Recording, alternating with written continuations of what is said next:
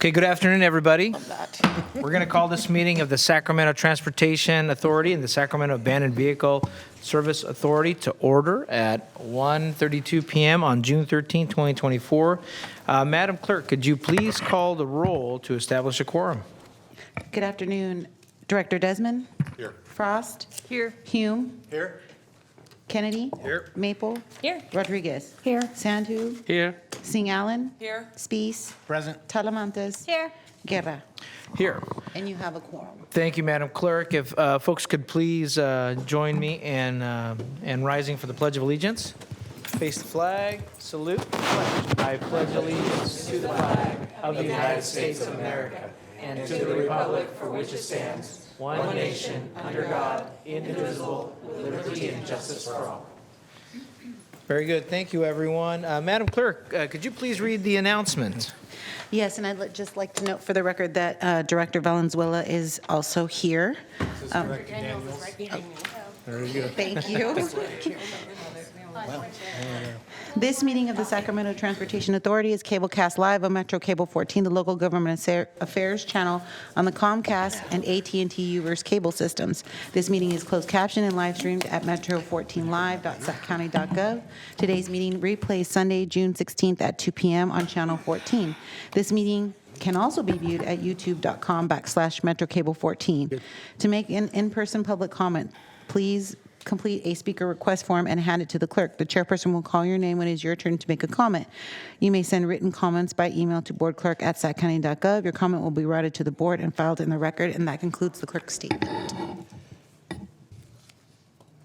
Thank you very much, Madam Clerk. Madam Clerk, we'll go ahead and move on to the first item on the agenda. Item number 1 is your comments from the public regarding matters not on the agenda, and I believe you do have one speaker request. Thank you, Madam Clerk. We have item number 1, Mr. Councilmember David Kent from Isleton here. Mr. Kent, good afternoon. Good afternoon. I wanted to acknowledge Mayor Sandhu from Galt being seated today, and I encourage you to listen to every remark. Mr. Sandhu has no idea about my remarks, so you can feel free to disregard them if it doesn't work to his advantage. But nonetheless, it takes one member with a tie-breaking and impassioned recommendation to greatly improve the efficacy of a body. I also wanted to say that while I'm in fact-finding mode, I do have some questions I'm going to be pursuing as a board alternate from Isleton, having to do with our population formulas, our road mile formulas, our what I call jurisdictional cliff, where certain resources just happen to fall outside of a jurisdiction in the public trust designed to supplement and support those resources.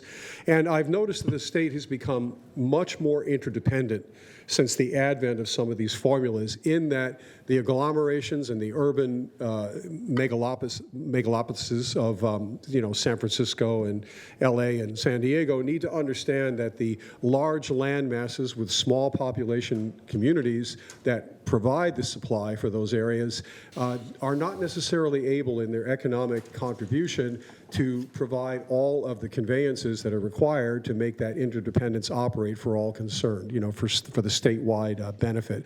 And that's somewhat apropos to Mr. Hume's remarks that he made in the session last month.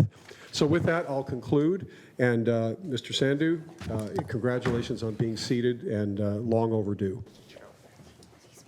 Thank you very much, Councilmember Kent. I do appreciate your engagement and the cooperation between Galt and Isleton. And I understand we're continuing our conversations here. With that, we got a full court today, everyone. Yes, we're going to scoot over a little bit. Okay, everybody's scooching over. Well, what does this say to Mr. Desmond over there? We're scooching over a little more to the left here today. Right. Even Mr. Daniels. Okay, with that, Madam Clerk, we'll move on to the next item on the agenda. Item number 2 is Executive Director's Report. Mr. Busey. Oh, wonderful. So good afternoon, Chair, Vice Chair, board members. I want to hit a couple of items on my Executive Director's Report. So on June 6th, the SACOG's Transportation Committee recommended approval of $7.4 million in awards under the Carbon Reduction Program. Applications for this new 6-county program are due in February 2024 to fund planning grants intended to position regional projects for competitive grant funds related to regional trails, zero-emission vehicles, sustainable mobility options.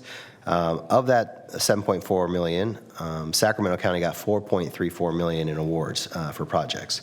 I'm going to list a couple of these off. So Citrus Heights got 1.2 million for Arcade Cripple Creek Trail. Elk Grove got a little over 500,000 for one of its Laguna Creek interregional trail system projects. City of Rancho Cordova actually got 2 awards, 1 million for community-based travel planning, bike parking, and wayfinding, 250,000 for EV charging needs assessment. Sacramento County separately got a little over 500,000 for a Northern Trail Extension project, and Southgate Recreation and Park District got 682,000 for Laguna Creek Parkway Trail. So that's just kind of, those are the awards that I identified that are attributable to Sacramento County. So we did, from a 6-county round perspective, we got a large, obviously over 50% of those funds, which is great. Some of you might remember STA submitted for something called a Ready Set Trails, a countywide strategy. That project was not funded. It was identified as number 3 on a contingency list. So potentially, if some of these other projects don't move forward, we could move forward with that, but it's somewhat unlikely. Another big item related to SACOG that I wanted to hit was there's been a lot of work on the regional funding round. So the regional funding round is a competitive round where about somewhere between 130 and 200 million in federal and state funds are awarded through this competitive process. And so over the past 14 months, a working group of the SACOG board and a working group of staff discussed potential changes to SACOG's regional funding round. And there's 2 key elements that I really want to point out that I think are going to be beneficial to Sacramento County. The first is about a third of the funding, which is called state funding, called STIP funding. About a third of that was pooled with other counties, and they are going away from that approach. And so all the STIP funds will remain within Sacramento County, and we'll just have to compete against ourselves, but they all stay within Sacramento County, which I actually think is a big benefit. And another big change that they are proposing to make is on the federal side, they want to create what's called a system preservation program, which will focus on maintenance, just maintenance. So just maintenance projects will be eligible for funding under this federal funding round, which I think is a great change. A couple other items. Sacramento Freeway Service Patrol, we had previously gotten authorization to do an interfund loan up to $500,000. I just want to report back to the board that we're only going to be doing a $150,000 loan, which should be paid back in about 2 or 3 months. And then SDA staff did participate in May as Bike Month. We became a sponsor of that. We went with the City of Sacramento on their ride, which is close to our offices, and it was a good event. And then finally, the last item is just an outlook of what's coming to the next upcoming board meeting. So it's at the end of the Executive Director's report. Open to any questions the board may have. Good. Thank you very much, Mr. Busey. Director Hume. Thank you, Chair. Not a question, but I just wanted to call out, since it was mentioned, the regional funding round with SACOG. Pursuant to the last meeting where I made almost a flippant comment about trying to scare up some funding for rural roads, the executive director reached out to me and said, would you really like to explore this program? And so then he reached out to SACOG and Valley Vision through their CROP, which is kind of the program. It's a joint effort to identify funding for rural communities to compete in the regional funding rounds. And really kind of comes out of the rural-urban connection strategy that was launched in SACOG almost 20 years ago, I think. But I just wanted to say I'm very appreciative of following through on what I almost threw out there as a toss-away comment that hopefully will bear some fruit. So thank you. Well, thank you very much for looking at that crop funding, and I hope that you just planted a good seed for that fruit. Most excellent. For those dad jokes here. Okay. Any other questions from the board? Seeing none? Thank you, Mr. Busey. Appreciate that. We'll go, Madam Clerk, we'll move on to our next item on the agenda. For the next item is your consent items 3 through 7. Actually, 3 through 8. I'm sorry, 3 through 8. Through 8, okay. And we do have a public comment on item number 8. We have one public comment on item number 8. Let's go ahead and go with public comment, then I'll bring this back to the board. Mr. Dan Allison on item number 8. Good evening, Board. Afternoon, sorry. My comment on number 8 has specifically to do with the local arterials portion of it, not with the other portion of number 8. There is a request to add Truxell Bridge to the local arterials, and I don't think that this is an appropriate time to do that. The Truxell Bridge is not permitted under the Sacramento Parkway Management Plan at this time.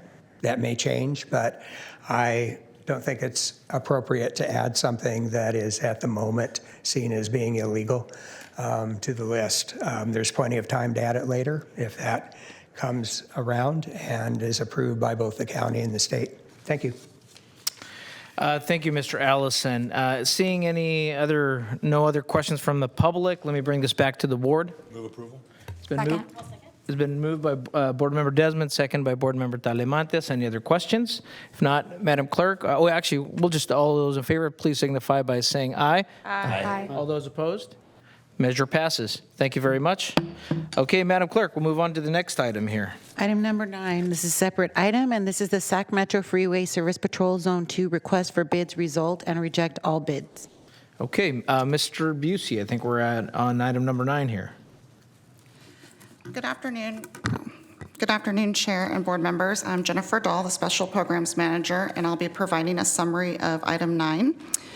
On November 9th, 2023, the STA Board approved a list of pre-qualified tow contractors, and staff proceeded to issue requests for bids for expiring contracts. The new contracts included modifications aimed at reducing rates compared to previous contracts. These key modifications include shorter contract terms, which enhanced market responsiveness and alignment with current needs. Fuel cost adjustment, fair compensation for fuel price fluctuations, reducing financial risk for contractors. Cost of living adjustment, or a COLA, ensured compensation adjusted with inflation, allowing lower initial bids. Revised insurance requirements reduced overall business costs for contractors. Minimum wage adjustments covered mandated wage hikes, mitigating risk for contractors. And truck requirements allowed the use of existing fleets, reducing capital expenditures on brand new vehicles. On April 5th, 2024, the request for bid for Zone 2, which is I-80/Business 80, was issued with bids due on April 24th. Despite the contract modifications, STA received higher than anticipated bids. An addendum was issued on April 30th, drawing attention to these contract modifications, allowing bidders to revise their bids, resulting in a lower bid from one bidder. The staff recommend awarding the contract to the lowest bidder. On May 13th, a protest was received, contending that the rebid opportunity allowed bids to be lowered unfairly. After consultation with council, staff recommended rejecting all Zone 2 bids. The initial request for bid reserved the right of the STA to reject all bids and reissue subsequent requests. The subsequent Zone 2 requests for bids will align with the request for bids for Zones 1 and 7, where the modified contract terms were emphasized up front. Staff recommends that the board reject all bids for Zone 2, and staff will reissue a new request for bids consistent with the procedures utilized for Zones 1 and 7. And that is the review of the staff report. Thank you very much, Jennifer. Let me bring this back to the board before, I see no public comment and submitted. And Madam Clerk, do we have any other public comment? We do not. Okay, let me bring this back to the board. Mr. Daniels. Yeah, so I just want to be clear that we had, we put out a request for a bid. We got 2 bids based on everything that was put out there as to what you have to follow and do. We got 2 bids, and one of them was obviously higher, one of them was lower. And we said, oh, geez, maybe you don't understand. And then one company came back and said, oh, geez, maybe we didn't understand. And then low bid, after knowing what the low bid amount was, went under that bid. I find that very troubling, very, very troubling that we would come back and allow a rebid after we already put it out there, and we're clear. We didn't make a mistake. We were clear as to what you're bidding on. So I wouldn't support allowing that second lower bid to be able to win that bid process. But I will support this item based on the fact that they're all just too high anyway. And I think it's important for us to go back and try to do better with taxpayer dollars and bring that number down. But I would say that procedurally, I could have never supported this in the fashion of, geez, maybe you just didn't understand, and here's a second shot after learning what the low bid was. Thank you, Mr. Daniels. I think the point that, a lesson learned here that got us a cheaper or more efficient rate for the taxpayers is a good one. I see Board Member Rodriguez punching up here. Board Member Rodriguez. Just to get perspective, what do we currently pay for the service? So it's really hard because the contracts that we currently have right now are over 5 years old. And so the highest rate is about 125, but that's an outlier. The more of the average is under 100, and that's for a flatbed, and under 80 or actually 75 for a service truck. So we were hoping to stay under 110 to be able to sustain longer term. And that is another reason why we did the short contracts. Normally they are a 3-year contract with 2 options to extend, but because of the inflation and the volatility, especially in the tow truck industry, we figured it would be better if we had shorter contracts so that they wouldn't get stuck in a lower, like they have now. They currently are really underpaid, and that's why we went that route. All right, thank you.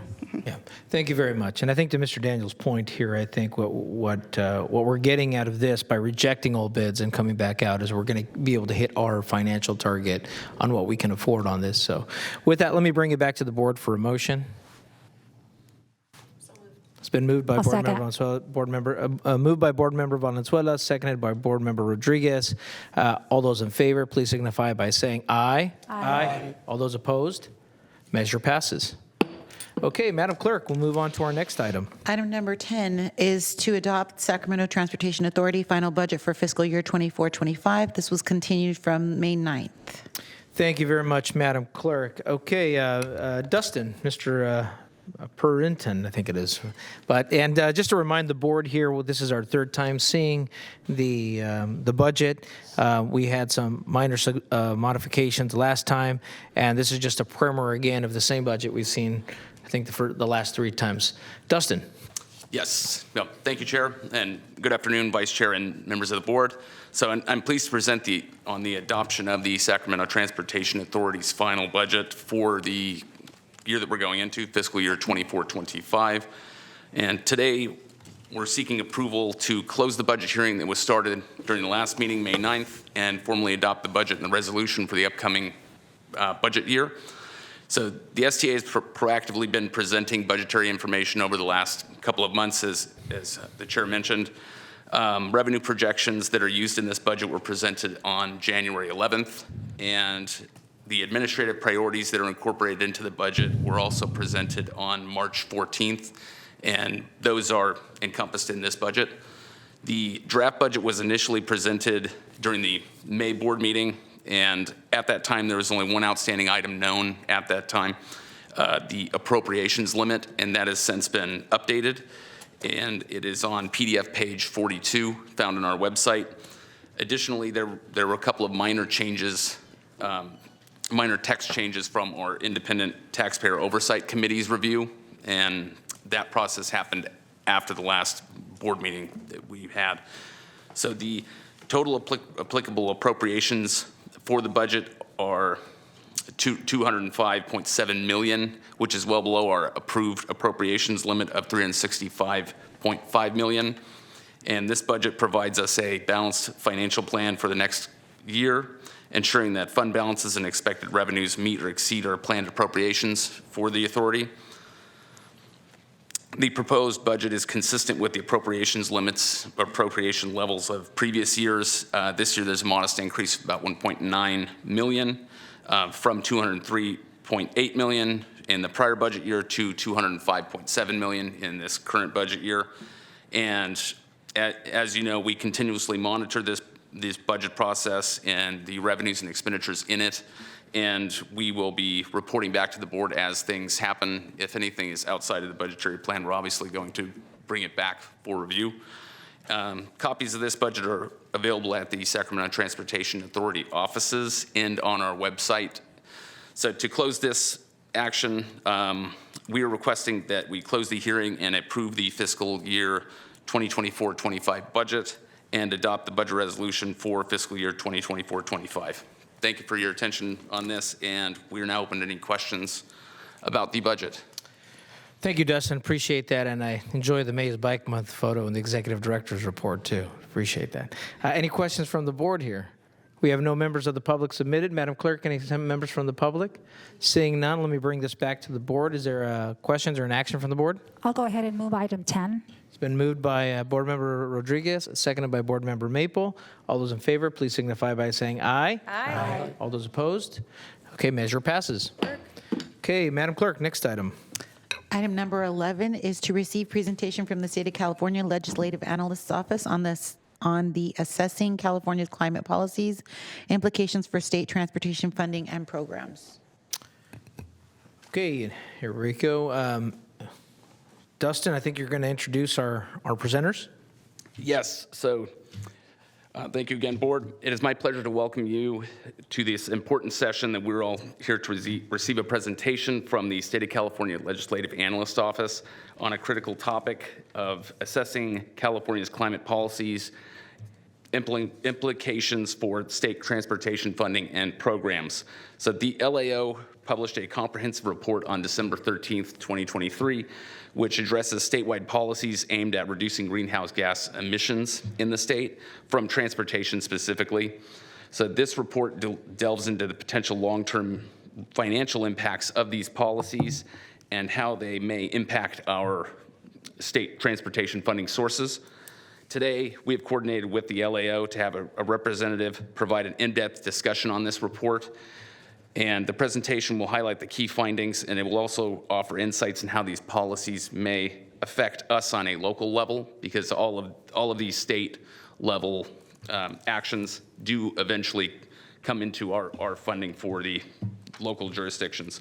So it's an opportunity for us to gain a comprehensive understanding and engage in a meaningful dialogue on the future of the transportation funding and planning.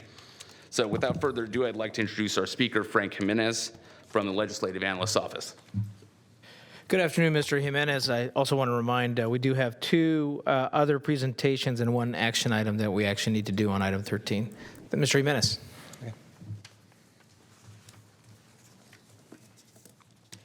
Good afternoon, everyone. Frank Jimenez with the Legislative Analyst's Office. We've been asked today to present on a report that our office recently released titled Assessing California's Climate Policies, Implications for State Transportation Funding and Programs. I know a very long title, but essentially in this report, we're looking at how achieving the state's climate goals could impact state transportation funding and programs. But before I get into our report, I'll tell you all a little bit about the Legislative Analyst's Office. So the LAO is a nonpartisan office that provides analyses and advice to the legislature since 1941. We work for both houses and for both parties. Our major works include analyzing the governor's budget proposals, forecasting state revenues and expenditures. We'll report on topics of statewide and legislative interest, and we'll estimate the fiscal effects of proposed initiatives and ballot propositions. So getting a bit into the background of our report. So here's a chart that shows an overview of state transportation funding. And when I talk about state transportation funding, I'm talking about fuel taxes and vehicle fees that are levied by the state, that go to the state and remain at the state, are distributed to locals. So I'm not talking about the local side of the revenue generation that stays at the local level, or the federal funding that comes to the federal government and sometimes stays with the state or is redistributed back out to locals. So we're looking at the state's transportation funding, and this is largely going to come from taxes levied on gasoline and diesel and a couple vehicle fees. All fees and taxes except for weight fees and the diesel sales tax, which is just a percentage sales tax, are adjusted each year for inflation. I'll also note that the state also appropriates a portion of its cap and trade revenues annually to transportation programs. That's going to be that far box to the left. But essentially, most of the state's transportation funding comes from the gasoline excise tax, which is estimated to raise $7.8 billion in the current year. So that's that big box on the top. So that's about 50% of the state's transportation revenues. I will also note that in 2017, the state instituted a charge on zero-emission vehicles called the Road Improvement Fee. It's the tiny box at the top. Doesn't generate a lot of revenues now, but as more zero-emission vehicles enter the state's fleet, that's expected to grow over time. Most of the state's transportation funding is allocated to transportation accounts and programs through statutory formulas. Most of the state's transportation funding goes to Caltrans to support highway maintenance and rehabilitation projects, and another significant portion goes to cities and counties to support local streets and roads. So those are the two big boxes on the bottom. The rest of the funding goes to various formula and competitive programs that support transit and rail or will support multimodal activities. A portion of state transportation revenues also goes to paying previous debt service on past transportation bonds, and some goes to supporting the California high-speed rail. If you look at the figure on the left, that shows an overview of the state's 3 successive GHG reduction goals. So the state met its 2020 goal early, but it will have to reduce revenues at a much more expedient rate to achieve the 2030 and 2045 goals. The California Air Resources Board, or CARB, is tasked with completing a scoping plan once every 5 years that shows a pathway and the changes needed to achieve the state's climate goals. And these changes are called across various sectors. In the 2022 scoping plan, the most recent one, it called for various changes within the transportation sector in order to meet our climate goals. And transportation in California represents around 40% of statewide emissions. So transportation will be a key component in meeting our overall state climate goals. So getting into some of the technical aspects, I'll go over it very quickly of our report. So our report looks at the scoping plan and models revenues and impacts to programs off of 2 scenarios, and it's largely from the scoping plan. There's the scoping plan scenario, which essentially calls for the state transitioning all new vehicle sales to zero-emission vehicles over the next decade, limiting vehicle miles traveled for light-duty vehicles. And then we also have a reference scenario, which essentially just looks at policies and trends that were continuing at the time that the scoping plan was adopted, and assuming they continue over the long run. So it creates this counterfactual to the scoping plan scenario. So getting into our projections, so in our report, we take our 2 scenarios and project transportation revenues from state fuel taxes and vehicle fees, so we're not looking at cap and trade revenues in this report. But as you can see in our analysis, revenues decline in inflation-adjusted dollars from 23-24 to 2034-35 under both scenarios, with revenues falling more sharply under the scoping plan scenario. And that's largely due to this scenario, assuming that more ZEVs are entering the fleet. But at the same time, under both scenarios, fuel efficiency within conventional vehicles is also increasing. So both those factors create downward trends under both scenarios. I will point out that even if you make the claim that the scoping plan scenario is very optimistic on what the state would look like in terms of zero-emission vehicles, the reference scenario, which just assumes that in 2022 and ongoing those trends continue, we still see declines in transportation revenues. Sorry about that. So as I mentioned before, the state has a fee that's levied on zero-emission vehicles annually that supports transportation programs. But as you saw on the previous slide, revenues still decline. And there's a reason why that fee does not fully offset the revenue declines that we're projecting. That's because the fee only makes up a portion of the lost revenues. The fee's at about $110 right now, and your average gasoline vehicle pays around $280 in gasoline fuel taxes in a year. So there's this delta. So over time, as more of these vehicles switch to ZEVs, that's funding we're not replacing. Also, plug-in hybrid electric vehicles, those that run on gasoline and electricity, don't pay the fee. That's how it's currently written in statute. And also, the fee doesn't address anything related to gaining fuel efficiency in conventional vehicles. Sorry about that. So taking the revenue projections and also statutory formulas, we estimate impact to various programs. These 6 programs are the ones that we anticipate to have the largest impacts. In some cases, programs receive funding from a statutory set-aside, such as active transportation. So that program's always going to receive the same amount of funding. So that's why that's not up there and various other programs up there, because they receive statutory set-asides. So the largest impacts are to Caltrans highway maintenance and rehabilitation programs and funding that the state provides to cities and counties for local streets and roads and a couple other programs as well. So when getting to you all about what are the impacts, thank you so much, to local governments, we're seeing that state programs that support local activities, those that are supported by the gasoline excise tax are expected to have the biggest impacts. So we're looking at local streets and roads, which is provided to cities and counties to maintain local infrastructure. The State Transportation Improvement Program, which provides funding to cities and counties for capacity improvement. And then we're going to see smaller impacts to programs supported by the diesel excise tax and diesel sales tax.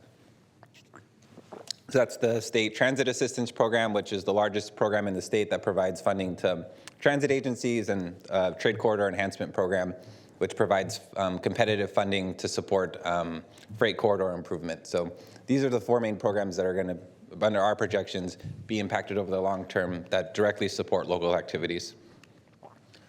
In our report, we weigh various options that the legislature has in addressing this issue over the long run. In the report, we go in a bit more extensively on, things the legislature think about in all of these options, but I'll go over them at a very, very high level and answer any questions you all may like. The first is the state can look at increasing existing fuel taxes and vehicle fees. It could also shift transportation costs to other fund sources, such as the general fund, or pass another, with voter approval, transportation bond. It could reduce or reprioritize transportation spending, or it can generate new revenues from new transportation-related charges, such as a road user charge or a vehicle mileage fee.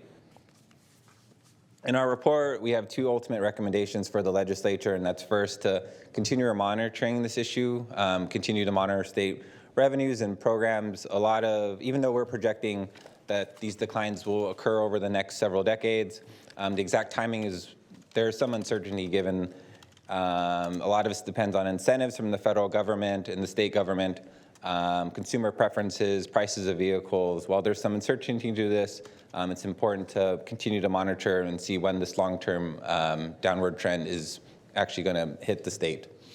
But we do think that the legislature should begin to developing a long-term plan for solving this issue over the long run. This could include forming a legislative task force, tasking a department to look into this issue further, start to think about what are things we need a plan for today, maybe pilot programs that can be done in the next several years to help us put in a better position to address this issue over the long run. But our report's on our website, and happy to take any questions from you all. Thank you.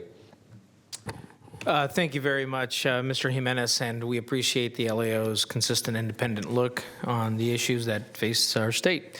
I guess the long and short of this is that we have more work to do with less money. So, Mr. Busey, and then I've got Mr. Humes. But let me see if I can. Mr. Busey, would you like to go first? If not, I'll go to Board Member Hume here. Board Member Hume. Okay, thank you, Chair. I just have a quick question. I thought I heard you touch on it, but I didn't hear exactly what you said. For the excise taxes, the sales tax, and the road improvement fees, are any of those returned to source?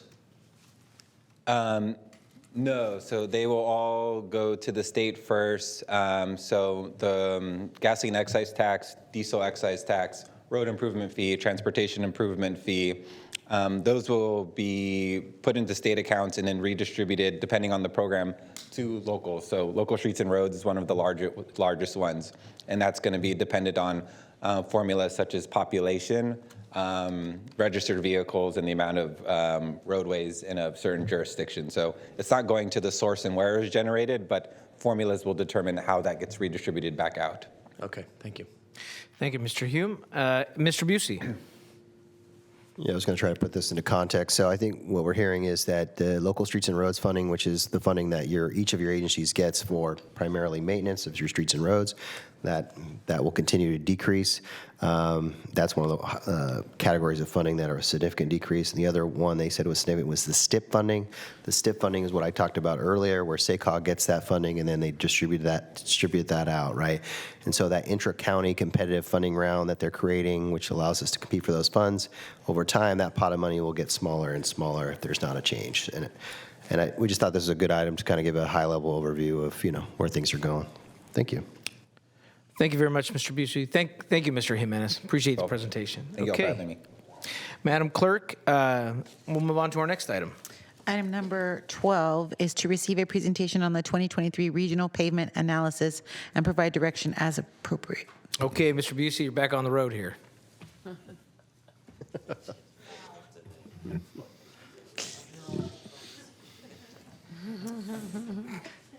This is, all right. He doesn't know what to do.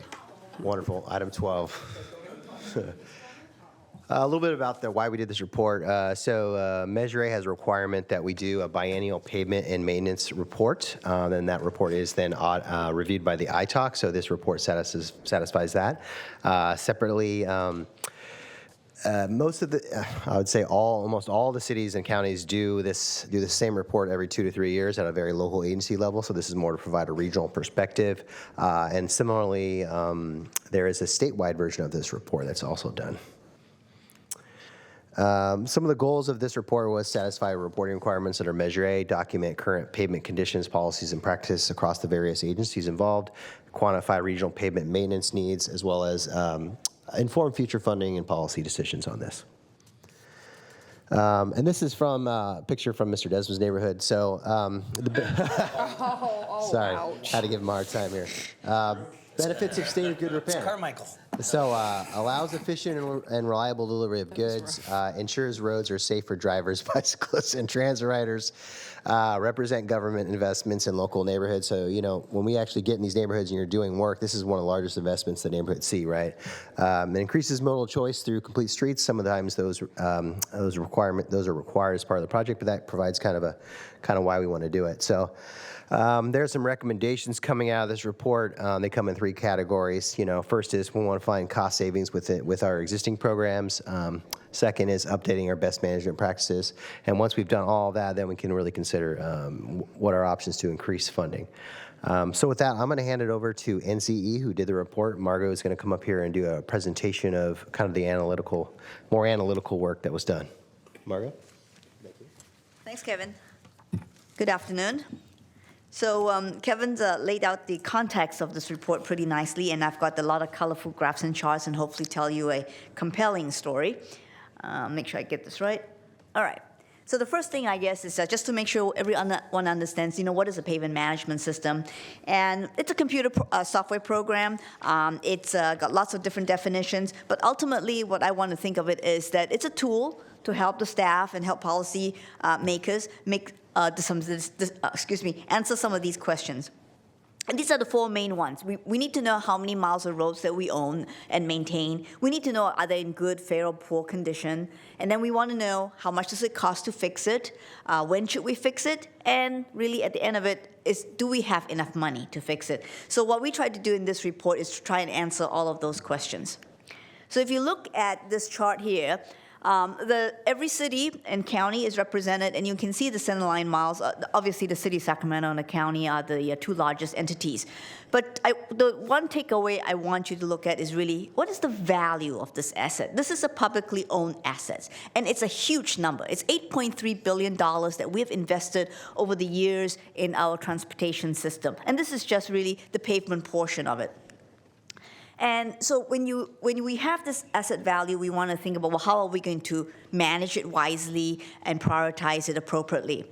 So the first thing we do as good engineers is we put together a scale that goes from 0 to 100, and some of you have probably are familiar with this. I've been to some of your council meetings and made a similar presentation. 100, of course, is being excellent, in good shape, and 0 is failed.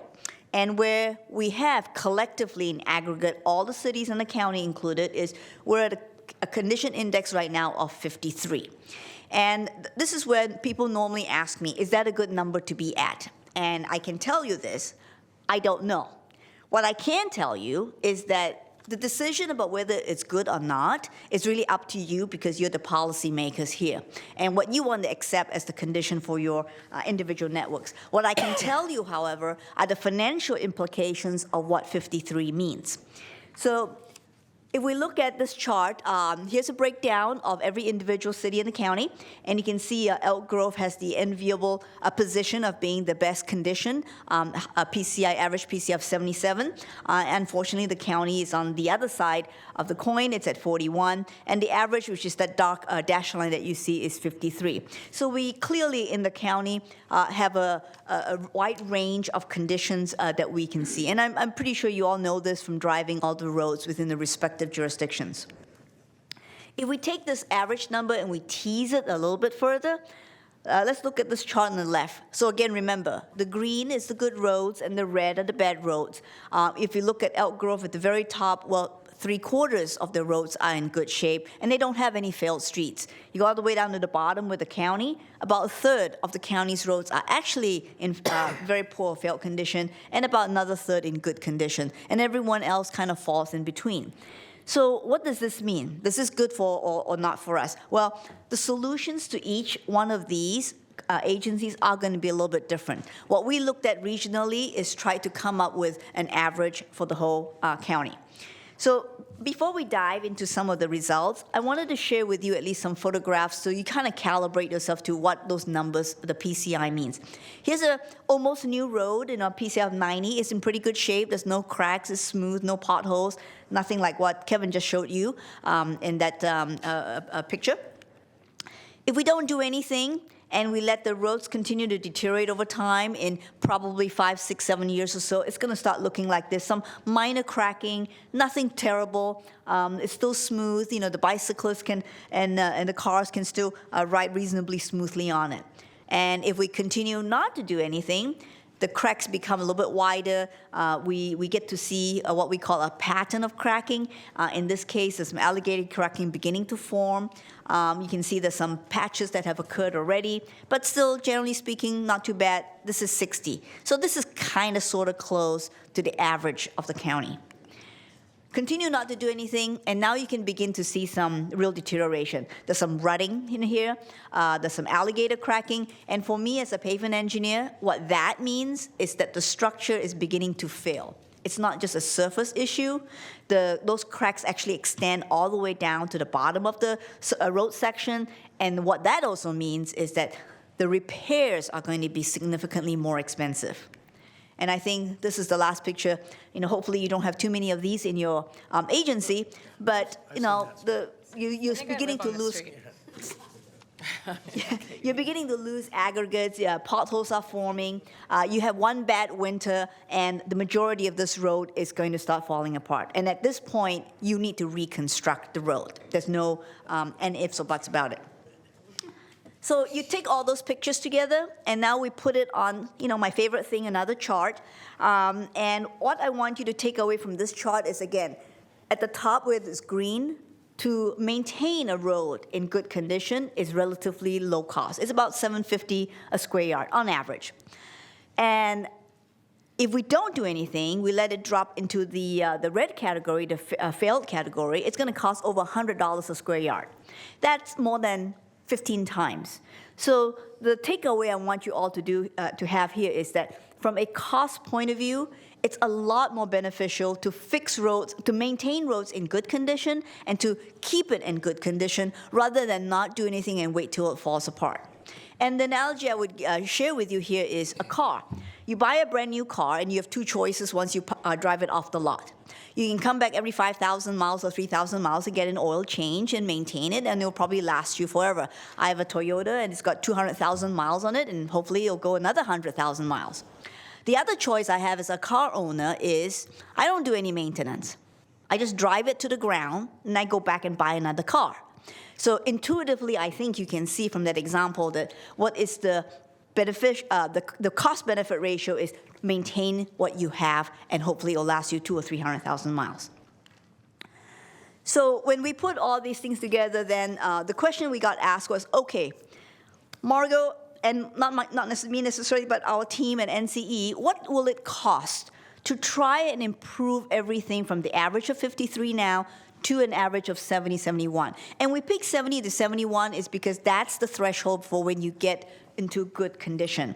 All these lines represent different agencies. The top line is Elk Grove, and we said, well, Elk Grove's already at 77. We're going to keep them at 77 because they're not going to let it deteriorate to 70.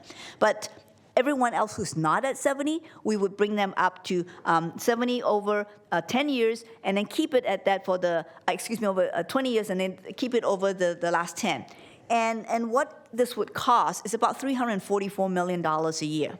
So keep that number in your head because we're going to take that number and compare it with the other scenarios. The next scenario we said was, well, $344 million is an awful lot of money. How about we have a little bit more modest goal? And the next goal is, let's try to keep things where they are. Everyone stays exactly where they are. We don't do significant improvements, but we don't deteriorate over the next 30 years. And you can see that it's going to cost about $229 million. So yeah, we get a lot less. But is this what we have? So the third scenario now is, this is the reality of what we have. We currently have about $79, $80 million a year to spend. And no surprise, everything shows a downward trend, right? Because there's inflation built in here, and construction costs are going to go up, labor costs are going to go up. Over time, it's just going to cost more and more. And so the impact of this is that the average will be about 21 in 30 years. If we don't do anything, if we don't make any changes. Even Elk Grove, which started at 77, you can see it's going to drop to 43 in 30 years. So this is kind of the sobering part of the presentation. The next two parts, we ran two more scenarios. We said, well, what if? What if we try to add more funding? And this one was, well, what if we got a new sales tax measure and we were able to allocate a portion of that? And in your report, you have the details for what the assumptions are. But generally speaking, there is some improvement over existing funding, but it's still going to show a little bit of a downward trend, and that's an unfortunate outcome. The last one we tried to look at was, another source. What if we were able to get some general funds? And in this scenario, I think there were 4 agencies that said they might be able to get some, and if that were the situation, what would it result in? And you can see they all show positive impacts, but overall the trend is still a little downward. So I think the key is we're going to need a fair chunk of money, and I hate to have my presentation follow, what the LAO just told you, which is that money is shrinking. So we wanted to look at other ways. So let's look at some cost-saving techniques first of all. So the first and number one philosophy I have and advice I give everyone is, everyone has good roads. Even the county has, a third of your network has good roads. Make sure those good roads stay good. Don't ignore them and put some money aside and preserve them. Okay, that's number one. Look at cost-effective techniques.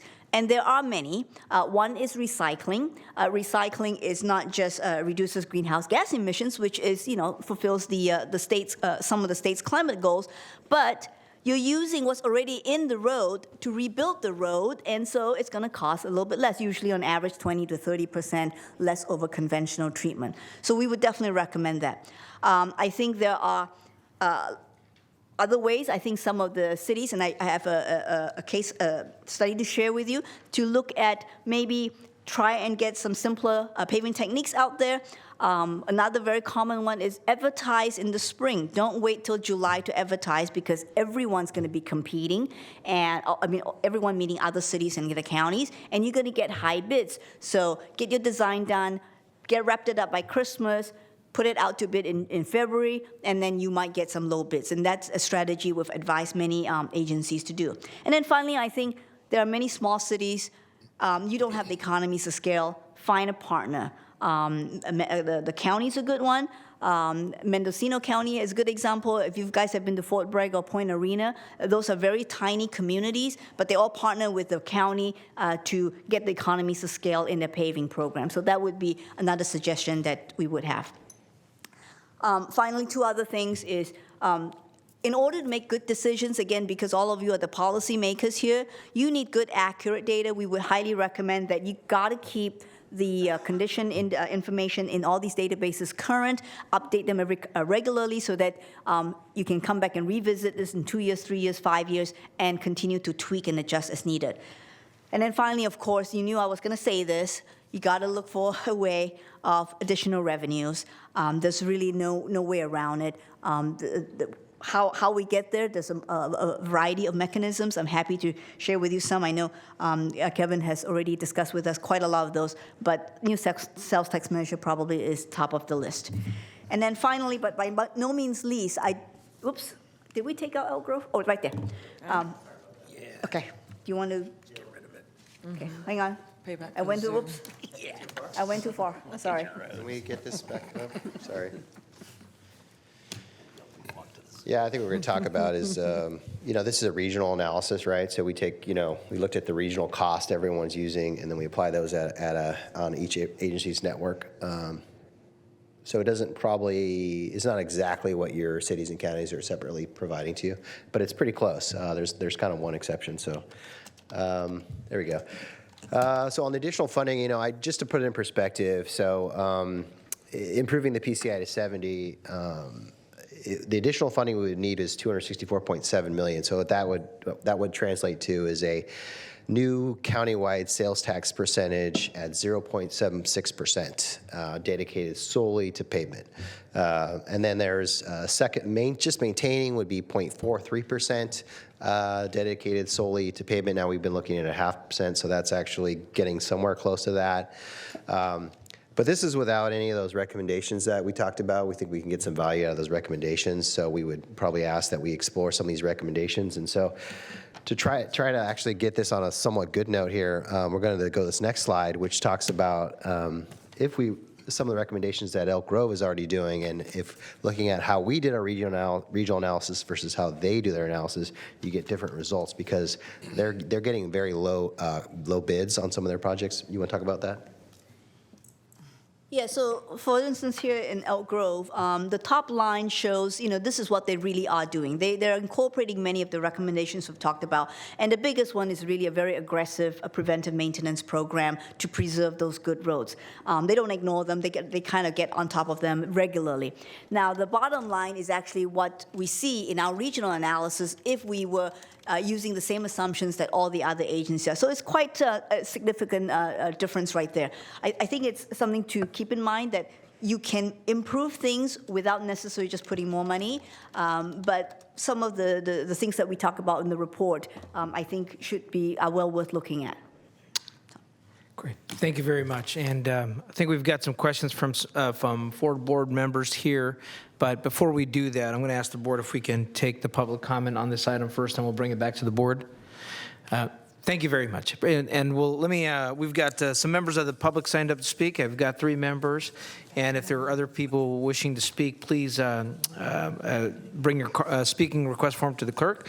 We'll stop here with Mr. Dan Ellison, and then followed by Deborah Banks and Jeremiah Rohr. Good afternoon. Many of you know me as an active transportation and transit advocate. But what I also know is that every single person in this county wants to fix my pothole, fix it first, state of good repair. Everybody wants that, including active transportation and transit people. Under no reasonable funding scenario presented today is our pavement index not going to decline. It will decline. There's no possible way that taxpayers or the state or the federal or anybody is going to come up with enough money to prevent that decline. So it's important that the authority and the member agencies, probably even more important, shift funding from making new infrastructure to maintaining existing infrastructure. SB 1 was never meant to solve the problem at the local level. It was largely to solve Caltrans problems, not the local problems. There's never going to be enough money coming from the state. The $8.3 billion has been spoken of as an asset. It's not an asset, it's a liability. It's something that you have to maintain, and you need the money to maintain it. So I would suggest that every project that comes before the authority be looked at with the lens, is this project going to generate enough economic activity to pay for its maintenance? And if the answer is no, that project shouldn't happen. Doesn't matter what anybody else thinks. And it's not just the authority that needs to shift their view, it's all of the other transportation agencies as well. If the authority is going to ask the county for a sales tax measure to help with this problem, I think it's important that the authority be able to demonstrate that it's already working on this issue, not we'll work on this issue if you give us more money, but we're already working on it. And that's the only way that the support will come for passing a sales tax measure. Thank you. Thank you, Mr. Allison. Okay, we have Ms. Deborah Banks and Mr. Jeremiah Rohr. Ms. Deborah Banks. Hi, everybody. Good afternoon. Thanks for having us here, and happy June. I hope you guys had a great May. May is Bike Month. It's over. Yeah. You know, looking through these slides really quickly, it's really important for you to understand what it's like to be a cyclist on our roads. When we're in our cars, which I drove today, when we're in our cars, we've got 3,000 pounds around us, and there's a great suspension that can go over this poor pavement, these cracks, this kind of puzzle bark that creates our streets, that, as our presenter said, those cracks go all the way down to the infrastructure of the street. Cyclists end up having to avoid and swerve in order to miss that stuff because we don't have the same kind of suspension. And that often means that we are leaving a bike lane or a protected bike lane and end up swerving into the street where now we are now competing with our 3,000-pound vehicles. Not good. So we want our streets to be safe for all users. We want them to be able to be driven on, ridden on, skated on, scooted on, walked on, hoverboarded on, all of the various modes. And so we really urge you to prioritize the fix it first and making our pavement, bringing it from a barely fair up to a good level in whatever capacity we need to. One other piece about that is, you know, we spent a lot of time talking about serving our underserved communities, and in this instance, it feels like Sac County has been underserved. They have some of the worst streets, and they have a lot of streets that need a lot of repair. So a big shout out to supporting Sacramento, our city, and Sac County to get some of this fix-it-first work done first. Thank you. Harumph. Thank you, Deborah. Appreciate that. And thank you to the Sacramento Area Bike Association for a great May's Bike Month this year. Mr. Jeremiah Rohr. Hello, my name is Jeremiah Rohr. I'm an avid cyclist for 60 years or so. One of the biggest health hazards I have in my life right now is riding my bicycle on the streets. I'm a 70-year-old man with lots of health conditions. My doctor has regular statements to me that we all know. But the biggest threat to my life every day is riding my bicycle on the streets of our city. As Deborah was talking about earlier, bicycles have small wheels, skateboards have small wheels, scooters have small wheels. These cracks and that kind of stuff are very dangerous for those kind of instruments in riding. We all talk about climate change. It's important. We're trying to encourage people to ride bikes, to do other forms of transportation because cars destroy our streets, and EVs are the worst of that because of their weight. So we want to get people into alternative transportations because it costs us less money to maintain the roads when they're used by cyclists. Cyclists don't beat up the roads. Scooters don't beat up the roads. Skateboards don't beat up the roads. So anytime you can narrow the street down and give the bicycles more lane, which we all need because we're not liked on the streets and we're not liked on the sidewalks, give us space. And that reduces your cost of maintaining the road because you have less road being beaten up by the automobile. Anyway, just please think about the users that are using your road, and we're trying to get more and more people on bikes and scooters and things like that to help us all for a variety of reasons. Thank you. Thank you, Jeremiah. Appreciate that. That is the number of speakers on this item. Madam Clerk, do we have any other speakers? I do not have any more speaker slips. Okay, let me bring this back to the board. I have Board Member Desmond, Talemantes, and Valenzuela, and Mr. Hume, were you punched up? Yeah. And so I saw you punched up after Ms. Talemantes, so we'll bring you up in between there. Mr. Desmond. Thank you, Mr. Chair, and I'll start. This explains why Elk Grove is so smug with their 80 PCI roads. But I think this presentation illustrates a few things. Number one, it explains why, if you're the county supervisor that represents the most unincorporated roadways, why you are the least popular public official sitting on this dais here today.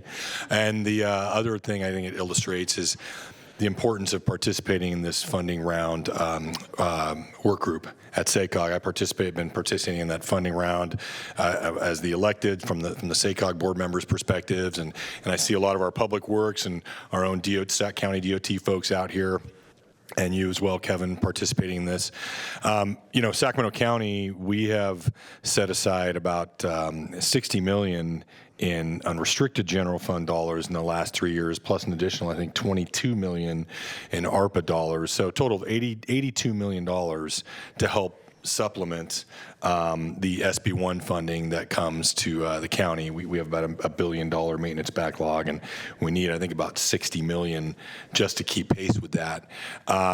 So I think it's extremely important for not only folks who sit on SACOG, several of whom are on this dais here, but we are all represented on SACOG, and I think it's really important to make it clear what our needs are in terms of controlling some of the money, making sure it stays in Sacramento County, and making sure that we can prioritize consistent with what the needs are in our respective jurisdictions, because that has been a frustration, and that's what part of the work group is meant to address. I have a question actually for the presenter, a couple questions. Number one, you mentioned if we do nothing and it stays the same, if we just continue spending the same amount of money, I want to make sure I know what we're talking about. It looks like you're primarily talking about SB1 dollars and Measure A dollars coming to each of the jurisdictions. Is that correct? There's multiple sources of dollars in there. It's not just SB1 or the I said Measure A. primarily SB1 and Measure A dollars. Yes, I see other, but you did not consider the additional general fund dollars, for instance, that Sacramento County puts in. That was not part of your assumption, I don't think. I didn't see it in the existing. Correct.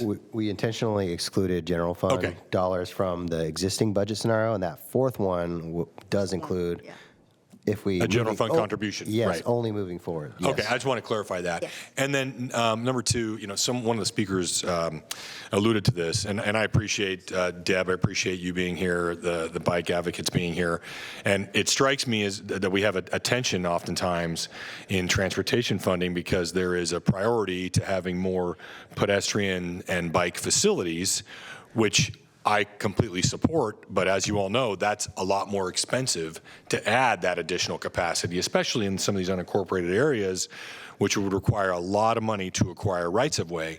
So if we can't add those, at the very least, we need to make sure those roads are well-maintained and safe for bicyclists, pedestrians, and drivers alike. But I just wanted to also, I wonder if any of your calculations made any assumptions in terms of electric vehicles and the additional weight of electric vehicles, because isn't that having a larger impact on the degradation of our roadways? Can you speak to that? In general, passenger vehicles are not going to have a huge impact. So let me answer your question in two parts. First is the assumption was that no, we did not include the impact of electric vehicles in the deterioration models that we used. Okay. But for electric passenger vehicles, it's actually minimal impact. Okay. However, when it moves to trucks and buses, that does have an impact. Okay, well, thank you. I appreciate that because because I've heard that, and I didn't know on the passenger side it really doesn't make much of a difference. So that's helpful. Okay, thank you very much. Thank you, Supervisor Desmond. Let me bring this over to Board Member Talamantes. And I also have a question for the presenter. You wanted to stay up there. I have a question for slide 10. I know it's a bar graph right now of the counties and our conditions of our roads.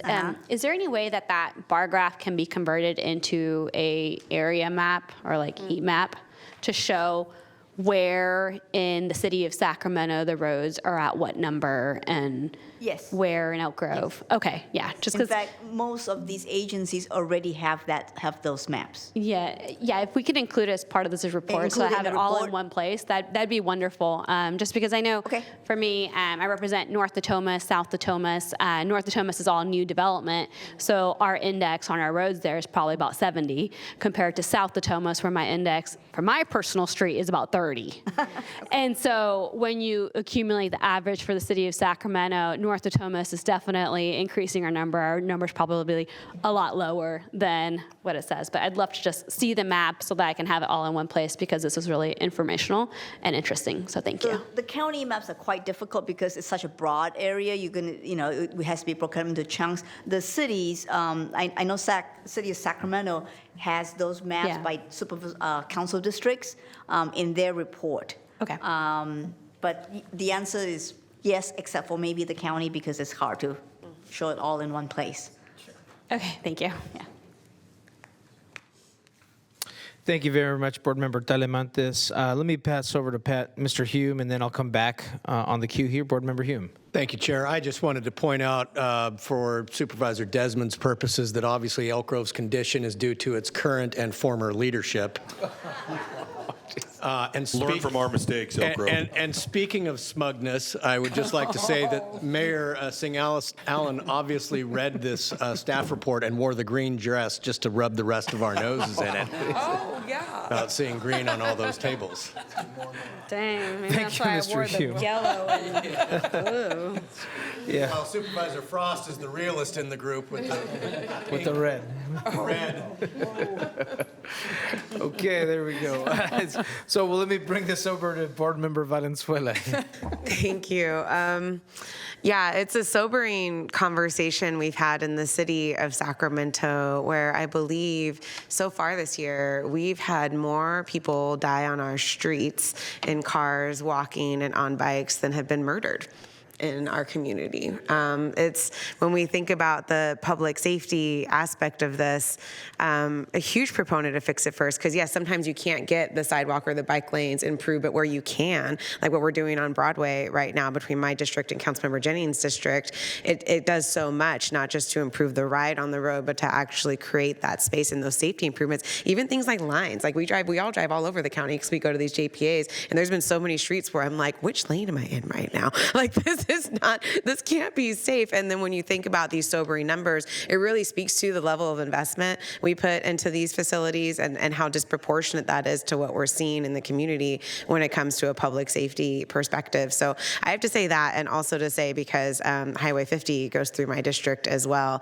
and that project just never ends. I think when I took office, they're like, it's going to be done in December 2021, and that is not happening. And every month when I drive by and watch those crews working, great jobs, really glad they have access to those amazing jobs, but I just see dollars. Like I just see dollars just flowing through this project, just hundreds and hundreds of millions of dollars that we spent on this freeway project that's going to add a lane.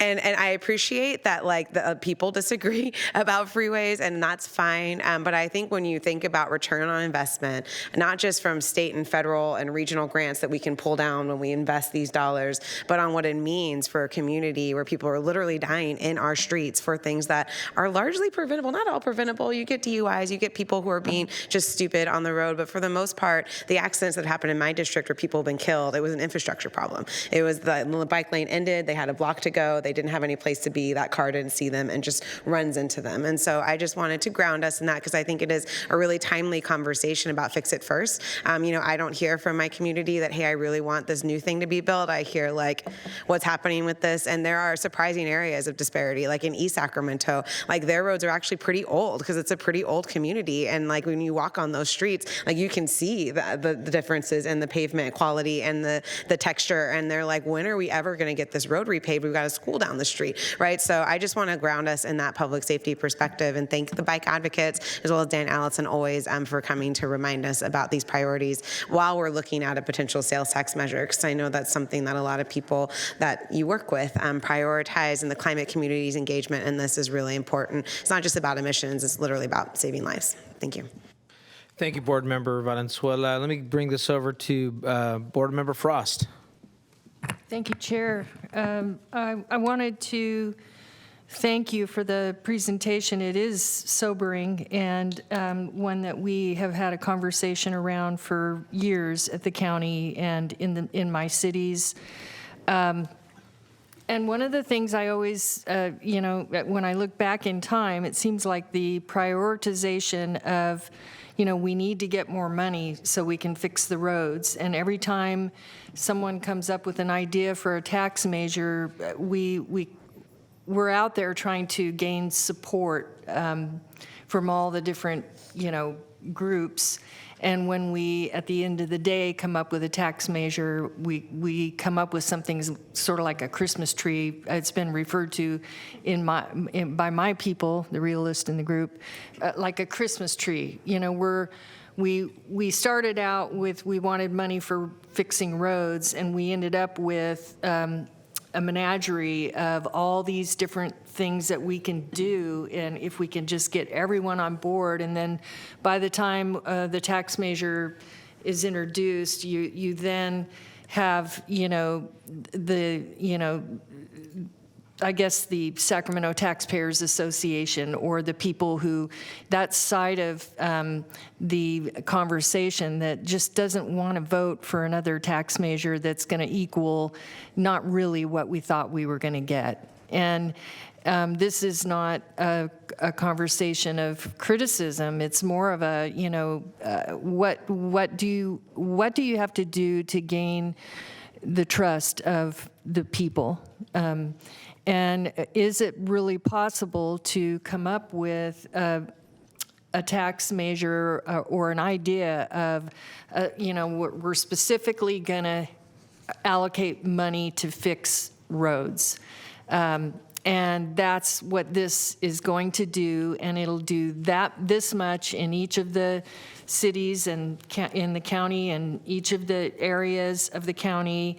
And it'll sunset when it gets this thing accomplished. And then afterwards, you look back and you actually did it, and you show that you did it, and people are like, wow, that worked.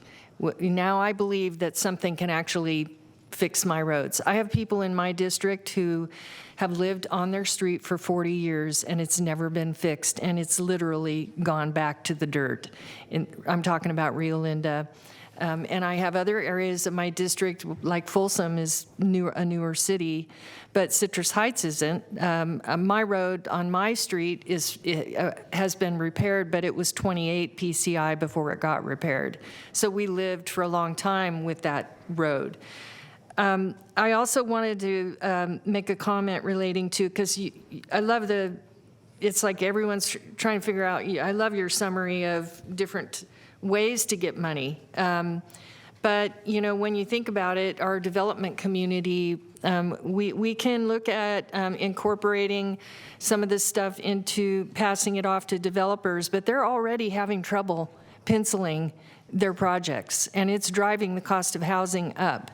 And there are a lot of projects in the county that have wanted to move forward sooner, but they're trying to figure out how to do the major infrastructure required to just make that happen. And when you talk about raising impact fees or vehicle fees, these are things, those are taxes. They're just that people don't maybe think of them as taxes, but it's raising the cost. And so I wish there was a way that we could actually keep it simple and come up with, I bet you could get, if you did it right and you worked with the Sacramento Taxpayers Association, you could actually get a tax that they would support and that the people would support.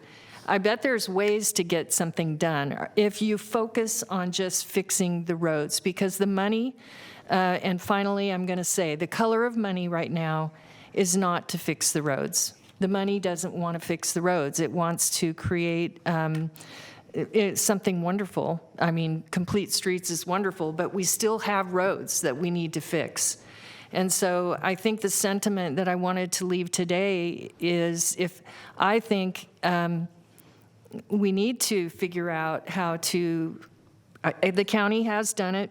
Supervisor Desmond talked about how we've actually allocated millions of dollars just for fixing roads because we realized if we didn't each year, the annual cost of just keeping our existing PCI is going up, and it's gone up very rapidly. I think it's $1.2 billion in deferred maintenance on the unincorporated county roads right now. So those are just some thoughts. I know it's hard because everyone wants a piece of every tax initiative. And you have the balance of those who are pro-tax or no tax, but there are taxes that are good, that actually accomplish something good, and if people perceive they're going to get what they thought they were going to get and it can't be changed in 5 years to something else, they might actually support it. That's my comment. Thank you. Thank you very much, Board Member Frost. Let me go back to Board Member Daniels, and then I got Board Member Singh Allen, and then we're going to go back through the queue over here. Thank you. And not to pile on, but I want to express my appreciation to Supervisor Desmond, because when people complained to me in Citrus Heights about the roads, I said, well, you could live in Desmond's area. So, no. With love. I want to publicly express my appreciation for Dan Ellison, who comes and speaks, and he speaks in other meetings. I don't always agree, but I greatly appreciate the fact that he cares, and he takes the time to show up and tell us about something, because I think he's a very thoughtful person, and I hope people listen to him. I want to say that there is no greater example, in my opinion, of government dysfunction than roads. There is tons of money in government, tons and tons and tons. Some of us sit on the Regional Transit Board. There's hundreds of millions of dollars that get spent on empty buses and empty light rail cars and stuff like that, while at the same time the county is spending $60 million or whatever on all of its roads. Absolutely ludicrous. There are these projects that come up to us. Citrus Heights is getting $1.2 million for a trail or something like that. I bet if we did an advisory vote, 90% of the people would go like, no, spend the money to fill the potholes in my city instead of a trail. So it isn't that there isn't enough money. It's just that local, state, and federal decision makers don't know how to spend money right. Roads are meant to move vehicles from point A to point B. And at some point we came along and said, hey, let's put bikes out in the roads. And then guess what happened? People got hit by cars. I'm just shocked. I don't understand why we moved bikes off of sidewalks. Very few people walk in the world anymore these days. You have beautiful areas all around Sacramento that have very wide sidewalks. I don't understand why we do this. And we keep continuing to want to put that issue into the roadway. It just doesn't make sense to me. So I think Supervisor Frost is a little too optimistic maybe about a tax increase. I love that you did address some cost savings type of approach. I think it needs to be a really part of the main focus, because I don't believe you're going to get a majority of people to increase taxes, because other ones are coming too. I'm on other boards, and other tax increase ideas are coming. And when you see another one and another one and another one, people are just overwhelmed. They're making decisions on, do they eat today? Seniors are the people who vote mostly in this country of any one block, and they're on fixed incomes, and they're trying to decide if they can eat. And you want to think you're going to put a sales tax increase in front of them, and they're going to say yes? No way is it going to happen. And so we all need to look at ways of refocusing money, is the way I'll put it, and put it into priorities of roads, because our society depends on getting from point A to point B. This whole board, I would say the majority of us probably drove here today just to be on this board. And so we didn't ride a skateboard, we didn't ride a bike, we drove here. And so we've lost that focus of really what roads are intended to do and why we need to keep them maintained. And asking people for more money is not going to, I think, be a realistic approach to what we need to do. Thank you. Thank you very much, Board Member Daniels. Board Member Singh Allen. Thank you. So much to digest here from the comments, but I think I'll initially just respond to Board Member Daniels. I respectfully disagree that there are, respectfully, there are some taxes that are good to Supervisor Frost's comment. In our city, we did pass Measure E, and we're bringing in an additional $30 million. And one of the biggest reasons is that we focused on keeping politics out of it and focused on quality of life.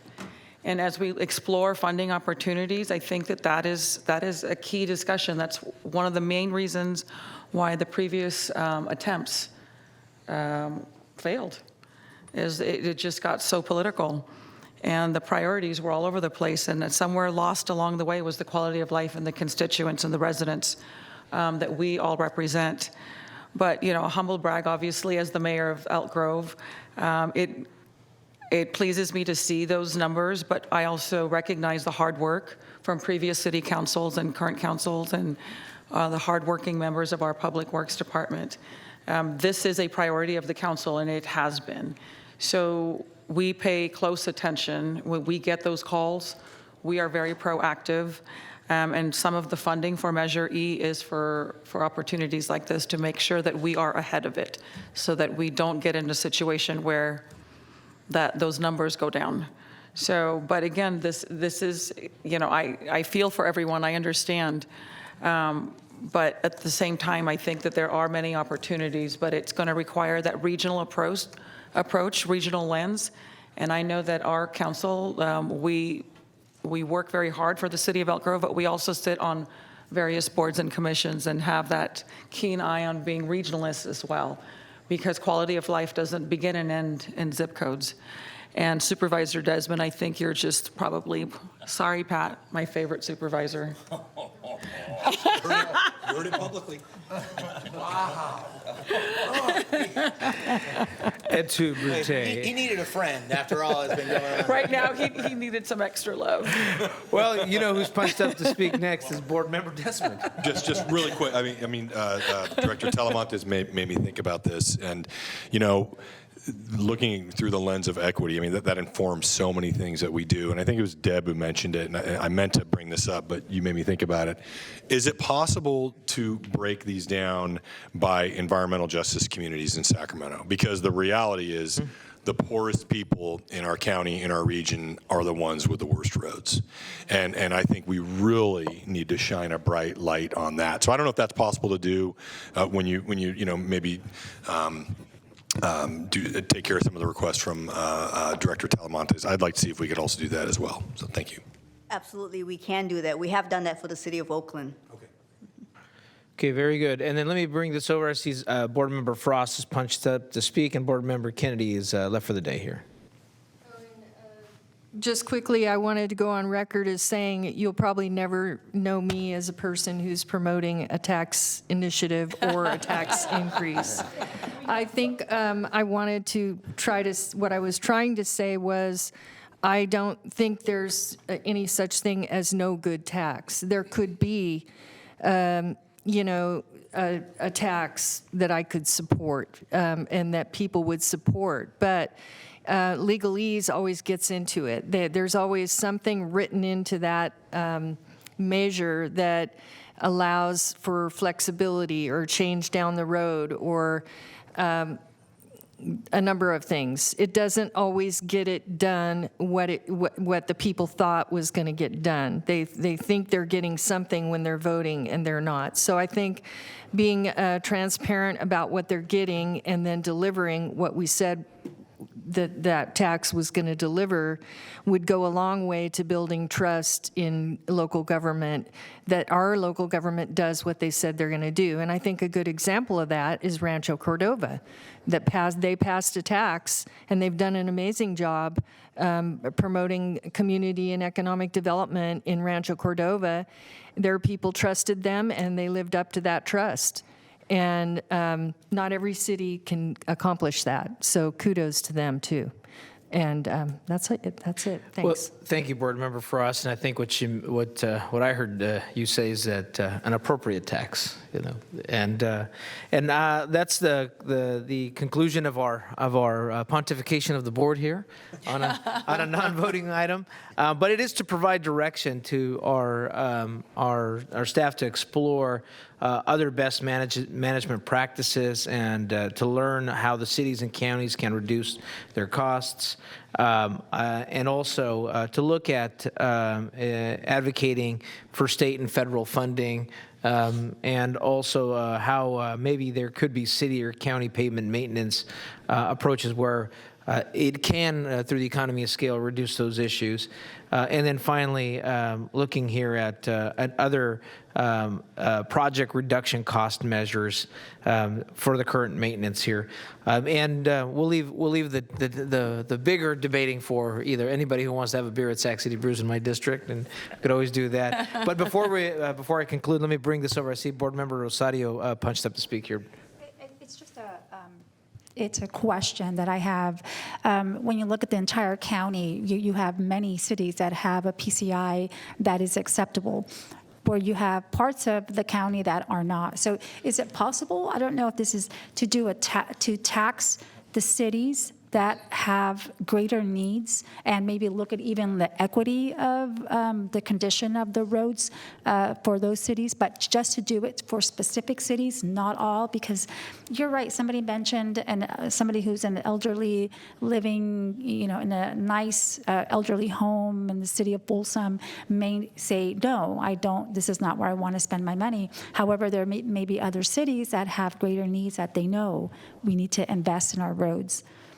Is that a possibility? Wow, that's a great question. I'm only an engineer. that might be above my pay grade. I can answer that real quick. Yeah, so I think an example of that might be SAC-RT got the ability to do a tax in a sub area of the county, right, through some legislative bill. So we could do something very similar if we had that if we wanted to specifically focus on Fix It First, and that really only applied to some of the jurisdictions, we could try to do that. Yeah, it's possible. It would require legislation. Mm-hmm. It would require the legislature, huh? Well, that's an easy one to do. But but thank you, Mr. Busey. Again, here the action for today is to provide direction here, and I don't unless there's any objection for what's identified here. All of this direction, I think, is something that we've all been working well as counties and cities to look at just the cost and maintenance and efforts to better collaborate here, and also looking for other state and federal funding. I will say that this issue is very personal, and I'll disagree with my good board member here. We've done a lot of great work on air quality together, in the sense that number one, where we do agree is that we need to make sure that our roads are healthy and safe and functional, because many times they're not functional.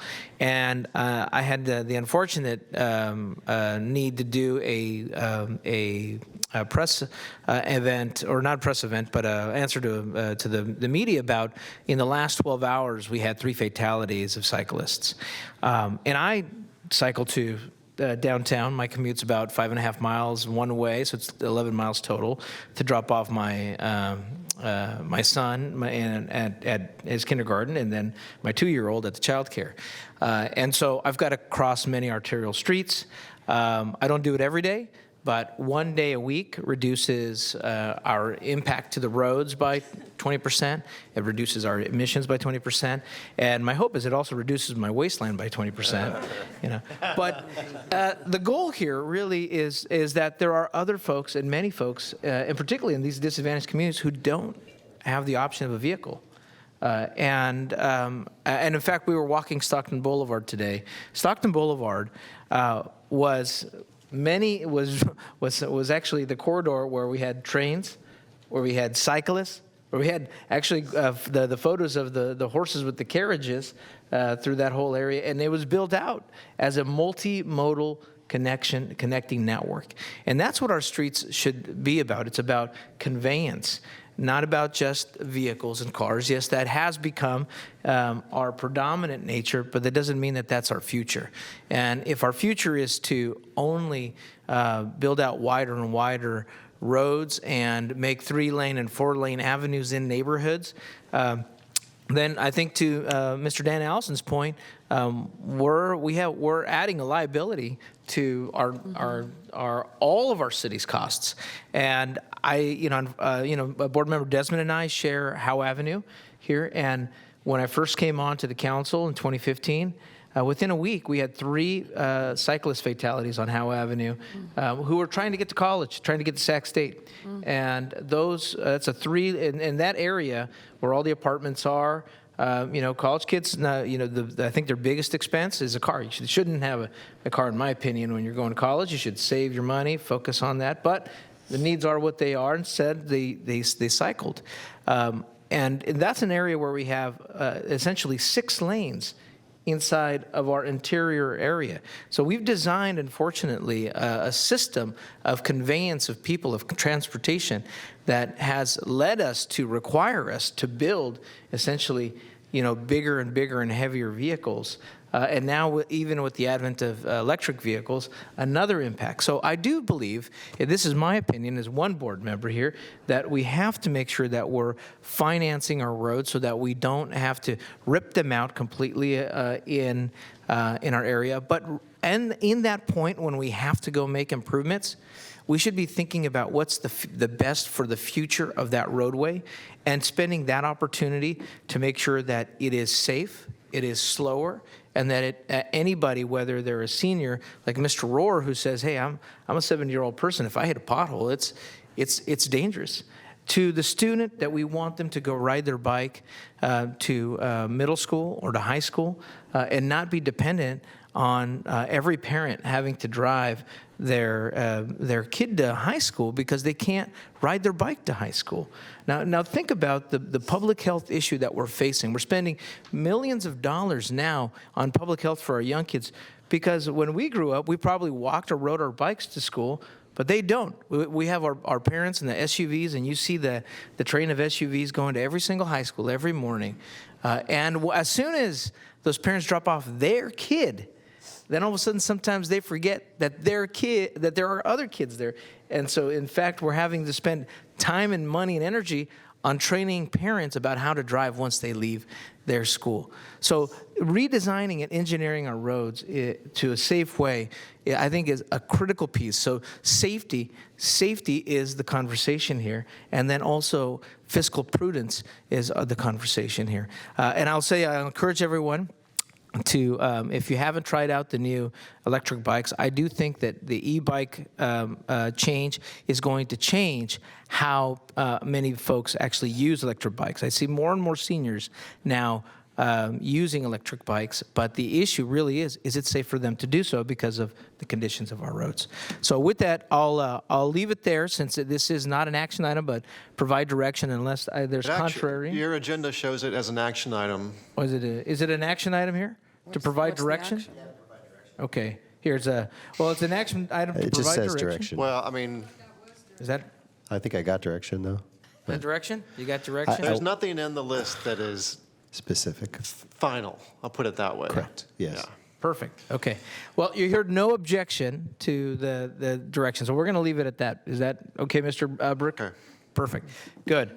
Very good. And I think it's a good conversation to have, and this information is important because we need to educate the public and the PAC, which many folks don't know, which is the working group of all our public directors.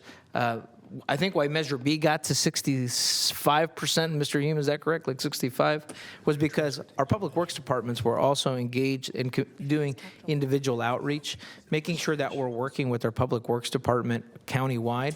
I think is going to help us whenever we decide to go through the appropriate measure to help us find that local solution. So we'll stop there and we'll move on to our next and final item here.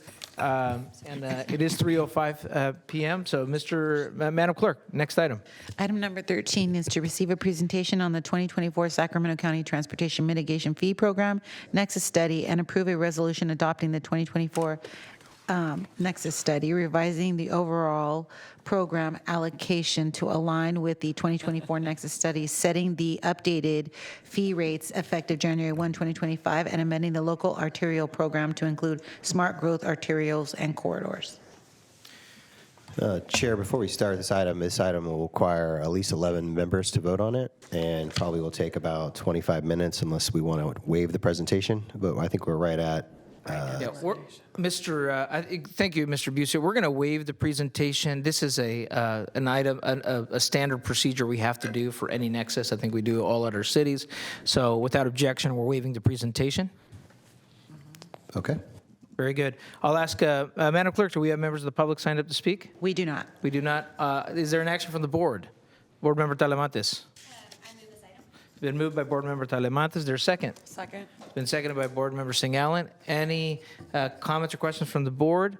Seeing none, all those in favor, please signify by saying aye. Aye. All those opposed? Measure passes. Thank you very much. Okay, that concludes the business of the day. Any questions or comments from the board members? Seeing none, we are adjourned at 3:07 p.m.